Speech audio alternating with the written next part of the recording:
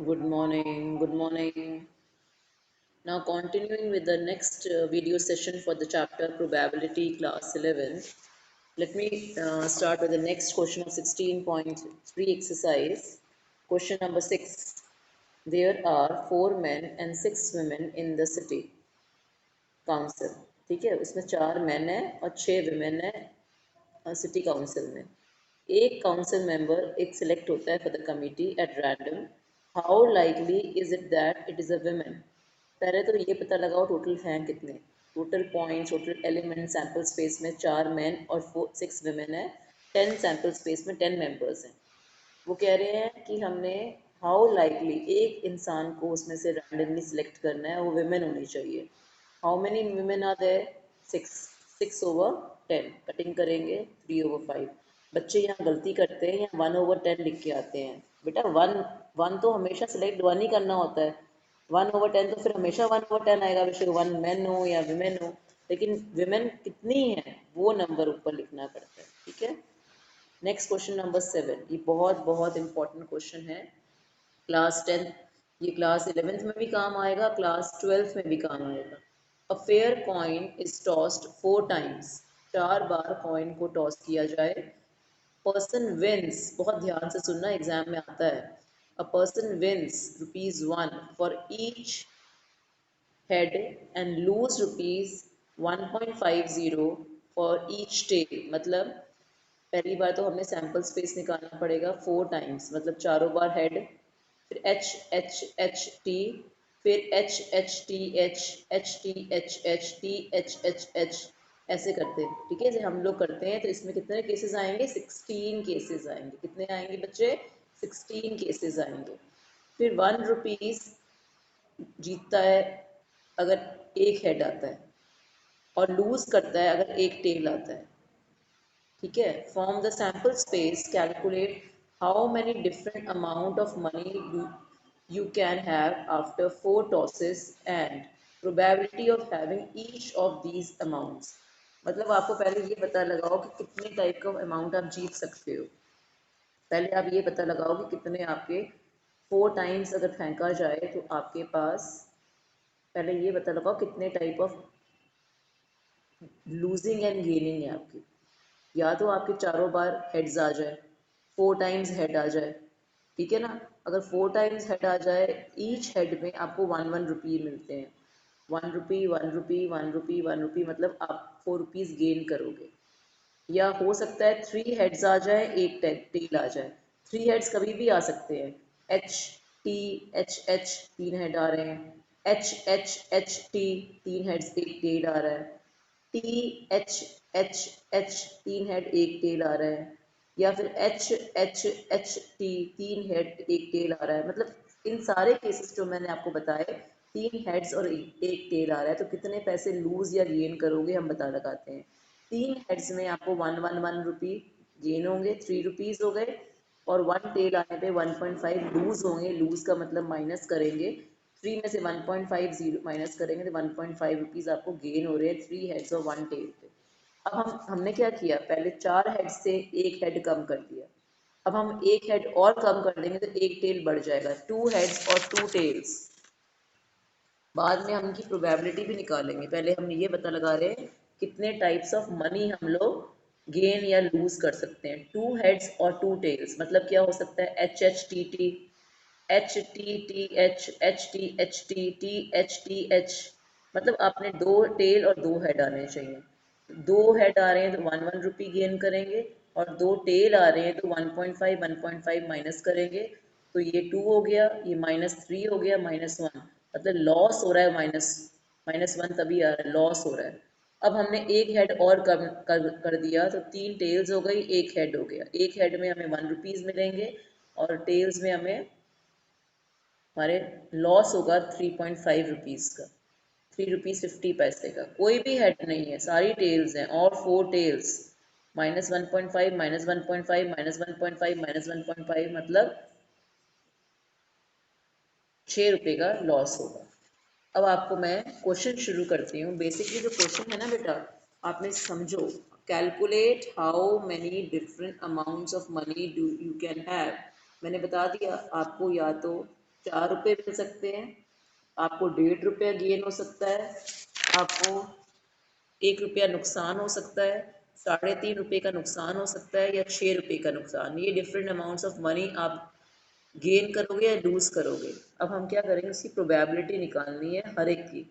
या तो आपको ₹4 गेन हो रहे हैं, उसकी प्रोबेबिलिटी क्या है, फिर आपको ₹1.5 का फ़ायदा हो रहा है, उसकी प्रोबेबिलिटी क्या है, फिर आपको ₹1 का लॉस हो रहा है, उसकी प्रोबेबिलिटी क्या है, फिर आपको ₹3.5 का लॉस हो रहा है, उसकी प्रोबेबिलिटी क्या है, फिर आपको ₹6 का लॉस हो रहा है, उसकी प्रोबेबिलिटी क्या है। मतलब आपको ये सारा कुछ निकालना पड़ेगा। तो पहले हम क्या करेंगे, सैम्पल स्पेस निकाल लेते हैं। हम 16 ऑप्शंस लिखते हैं सारी की सारी, ऑल 4 एच, फिर 3 एच, एक टेल, ये टेल अब इधर आ जाएगी, फिर आगे इधर आ जाएगी, फिर इधर आ जाएगी, देख रहे हो। फिर हमने 2 एच को हटा के 2 टेल लगा दी। अब इन 2 टेल्स को मूव करेंगे, यहाँ एच आ जाएगा, टी इधर आ जाएगा, 2 टीज इधर आ जाएंगे, देख रहे हो। फिर 3 टीज ले लेंगे, 3 एच की जगह 3 टीज ले लेंगे, 3 टीज आ गए। इन टीज को हम लोग सर्कुलेट कर रहे हैं आगे पीछे एच को, फिर इधर एक एच ले आए, फिर इधर एच ले आए, फिर इधर एच ले आए, और सारे के सारे हमारे टेल्स आ गए। कितने ऑप्शंस हो गए, 2 raised to 4, 16 elements, 16 sample space में एलिमेंट्स आ गए। ₹4 जीतने का एक ही ऑप्शन है, सब जगह हेड एक ही ऑप्शन है, या ₹6 नुकसान, ₹6 नुकसान भी एक ही ऑप्शन है। जब चारों टेल्स आ रही हैं, इसकी प्रोबेबिलिटी चारों ₹4 की और ₹6 नुकसान की एक ही आंसर आएगा, 1/16, 1/16। अगर 3 हेड्स और एक टेल आ रहा है, मतलब हमने कितने पैसे जीत रहे हैं, ₹1.5। पीछे मैंने बताया था ना अभी आपको, ₹1.5 का गेन हो रहा है, 3 हेड्स और 1 टेल में ₹1.5 का गेन हो रहा है। मतलब 3 हेड्स और 1 tail, 3 heads 1 tail, 3 heads 1 tail, 3 heads 1 tail, 3 heads 1 tail. कितने ऑप्शन है, 1 2 3 4, 4/16। मतलब विनिंग ₹1.5 कब होता है, जब 3 हेड और एक टेल आती है। अब 2 हेड और 2 टेल, 1 2 3 4 5 6, 6/16, यानी कि हमें कितने रुपीस का नुकसान हो गया, ₹1 का नुकसान हुआ। ₹1 नुकसान का मतलब होता है 2 हेड्स 2 टेल, 6/16। फिर हमें कितने का नुकसान हुआ, ₹3.5 का, मतलब 1 head 3 tails, 1 head 1 head 1 head 1 head, मतलब साथ में 3 टेल्स हैं, 4/16। और जब हमें ₹6 का नुकसान होगा, यानी कि मैंने अभी समझाया था, this means that there are 4 tails, there are 4 tails, एक ही ऑप्शन है 1/16। This is a very important question my dear, इस क्वेश्चन को प्रैक्टिस कर लीजिएगा from class 12th point of view also. 3 coins हैं, आर टॉस्ड वंस। 3 कॉइन्स को अगर आप टॉस कर रहे हो, तो आपके पास सैम्पल स्पेस आता है 3H, HHT, HTH, THH, HTT, THT, TTH, triple T. हमारे पास ऑप्शंस कितने हैं, 8 ऑप्शंस। अब वो कह रहे हैं 3 हेड्स आने की प्रोबेबिलिटी एक ही है, 1/8। 2 हेड्स, मतलब 2 हेड्स, 2 हेड्स, 2 हेड्स, 3/8। एटलीस्ट, अब यहाँ पे ध्यान से सुनिए, जब एटलीस्ट वर्ड आता है और एटमोस्ट आता है, उसमें फ़र्क होता है। एटलीस्ट का मतलब होता है बच्चे, कम से कम। कम से कम का मतलब होता है या तो 2 हेड्स हों, या 2 हेड से ज़्यादा हों। 2 हेड्स हों, 2 हेड्स वाले 2 ऑप्शन, 2 हेड्स वाला ऑप्शन, 2 हेड्स वाला ऑप्शन, और 2 हेड्स से ज़्यादा वाला, 3 हेड्स वाला। एटलीस्ट का मतलब होता है 1 2 3 4, 2 या 2 से ज़्यादा एटलीस्ट में आता है, 4, 4/8। एटमोस्ट 2 हेड्स, एटलीस्ट में होता है जितना नंबर दिया है उतना और उससे ज़्यादा। एटमोस्ट का मतलब होता है जितना नंबर दिया है उससे कम, 2 हेड्स और 2 हेड्स से कम।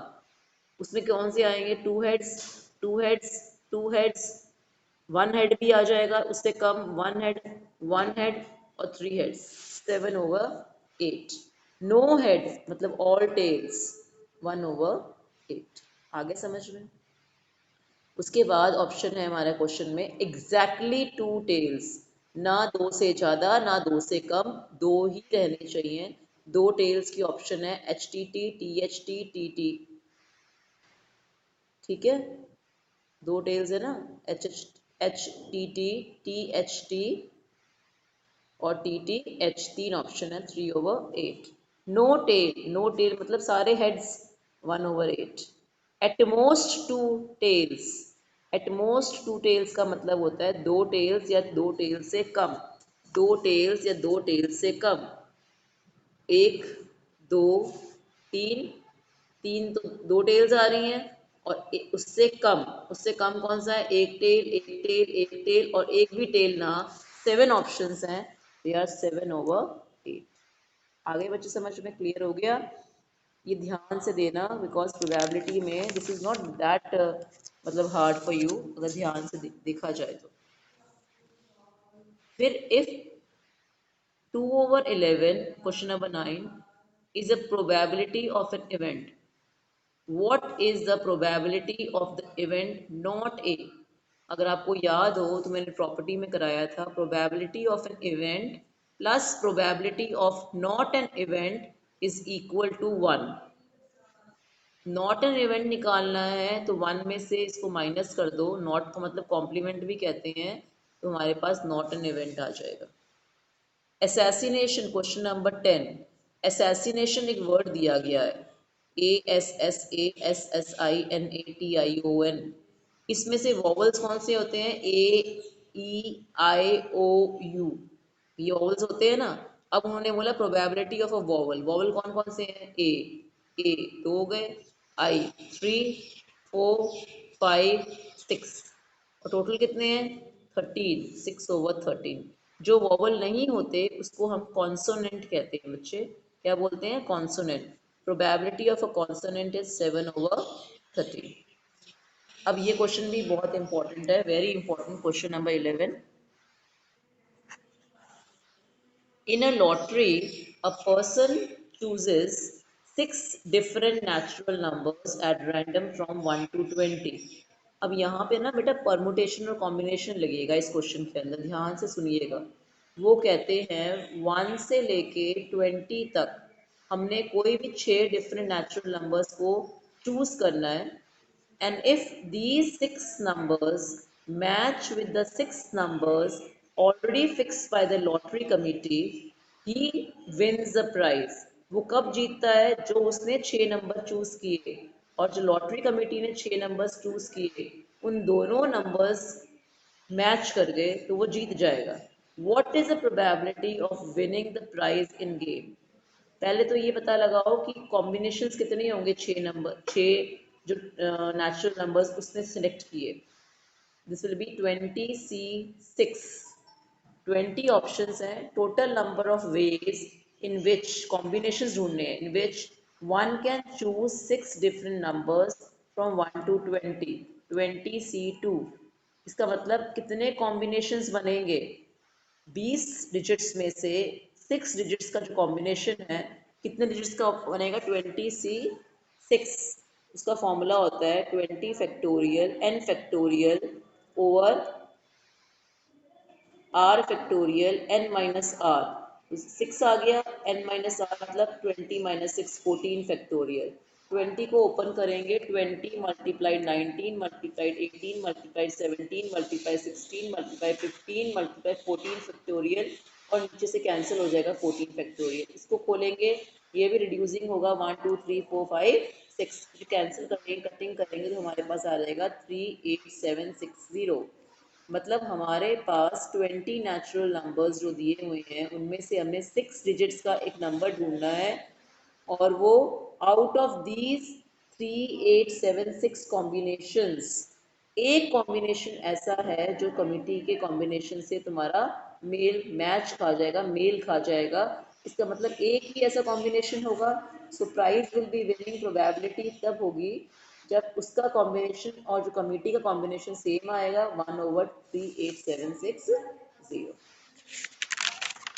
अब question number 12, check whether probability A, probability B are consistently defined। अब एक बात बताओ मुझे, सपोजिंगली आपकी कोई प्रोबेबिलिटी ए दे रखी है 0.5 और 0.7 आपकी प्रोबेबिलिटी बी दी है। ए इंटरसेक्शन जो बी होता है ना उसे कहते हैं कॉमन, मतलब ए और बी में जो कॉमन है वो ए इंटरसेक्शन बी में आता है। उसकी प्रोबेबिलिटी ए से भी कम होनी चाहिए और बी से भी कम होनी चाहिए, बिकॉज वो कॉमन आ रहा है। छोटा होना चाहिए, बराबर या उससे बड़ा बड़ा, मतलब इसमें बराबर तब हो सकता है इन दोनों की प्रोबेबिलिटी सेम हो, तब ए इंटरसेक्शन बी बराबर हो जाएगा इन सब के। लेकिन ए इंटरसेक्शन बी की प्रोबेबिलिटी ए से भी छोटी होनी चाहिए और बी से भी। लेकिन अगर ये ए यूनियन बी होता तो इसकी प्रोबेबिलिटी ए से भी बड़ी होनी चाहिए और बी से भी बड़ी होनी चाहिए। इंटरसेक्शन में छोटी होनी चाहिए और यूनियन में बड़ी। यूनियन मतलब उल्टा ऐसा यू आता है जो। तो A intersection means common of A and B. A intersection B की जो प्रोबेबिलिटी है वो ए से, प्रोबेबिलिटी ऑफ ए से छोटी क्यों आनी चाहिए? क्योंकि अगर कोई किसी का सेट है,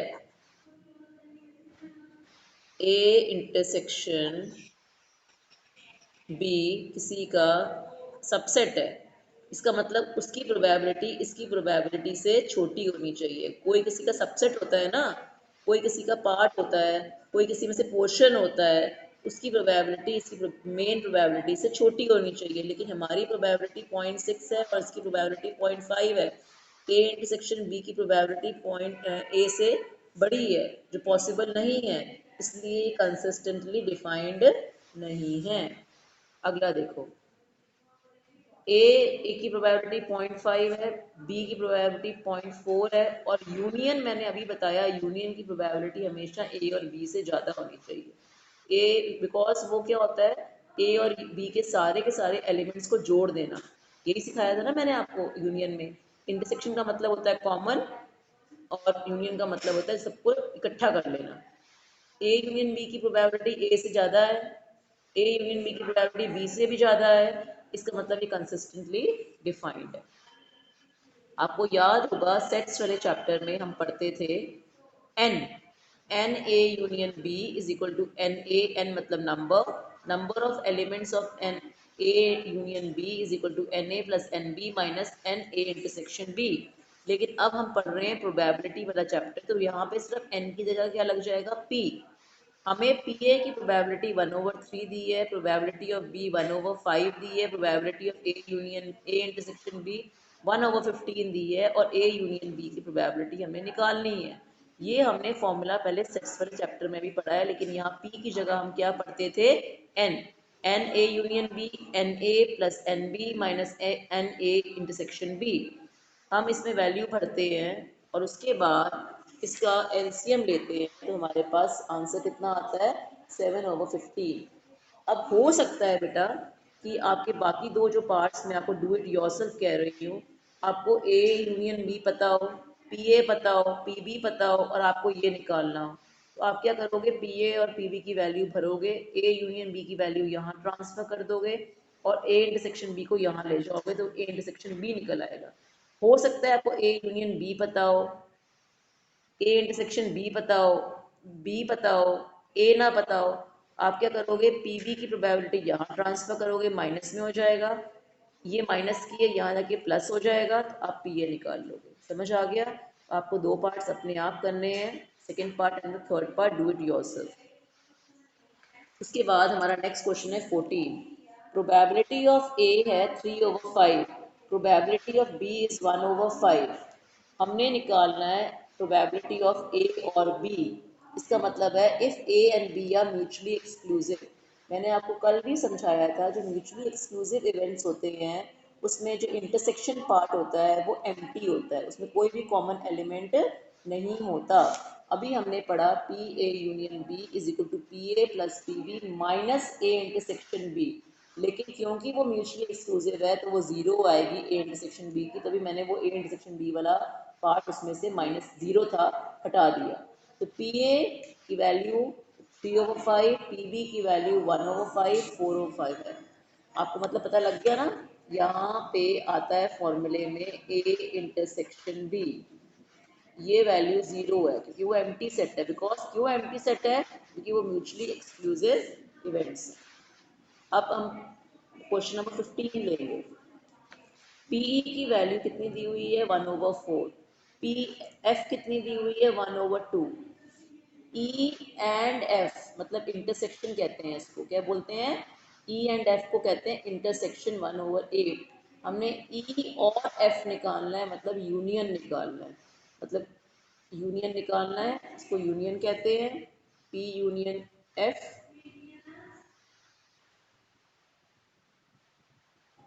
तो ई का पता है, एफ का पता है, एंड का मतलब होता है, अभी मैंने बताया, ई इंटरसेक्शन एफ।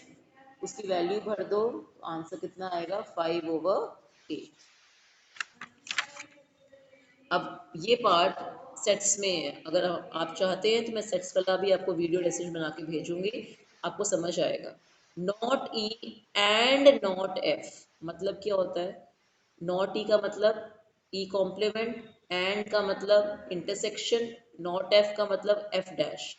इसका मतलब होता है वन में से माइनस कर दो प्रोबेबिलिटी ऑफ ए ई और एफ, मतलब ई यूनियन एफ को माइनस कर दो। ई यूनियन एफ की वैल्यू अभी हमने पिछले पार्ट में निकाली थी 5/8, एलसीएम लेंगे 3/8 आ जाएगा। अगला क्वेश्चन है question number 16। Probability of not E और नॉट एफ मेंशन्ड है, नॉट ई और नॉट एफ मेंशन्ड है, whether E and F are mutually exclusive.